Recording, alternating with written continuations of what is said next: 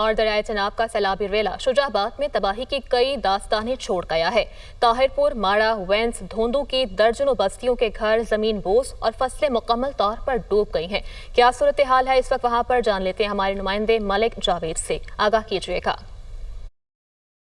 जी बिल्कुल, मैं इस वक्त माड़ा के बंद पर मौजूद हूँ। दरिया चनाब का जो सैलाबी रेला यहाँ से तबाहियां मचाता हुआ तो गुजर गया, लेकिन अपने पीछे दास्तानें छोड़ गया।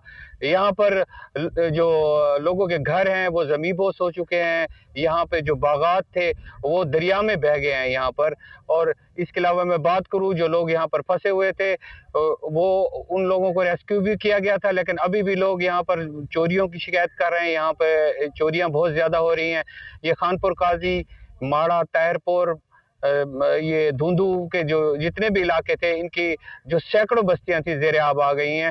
लोगों की जो फसलें थी वो मुकम्मल तौर पर जो तबाह हो गई थी। इस वक्त पानी नीचे तो उतर गया है, लेकिन अभी भी जो अंदर बस्तियां थी उनमें जो घर हैं वहां तक जाने के लिए जो रास्ते हैं अभी भी मुनक़ता हैं। यहाँ पर जो लोग बैठे हैं इस वक्त बेयारो मददगार बैठे हैं, वो हुकूमती जो इमदाद के मुंतज़िर हैं। जी।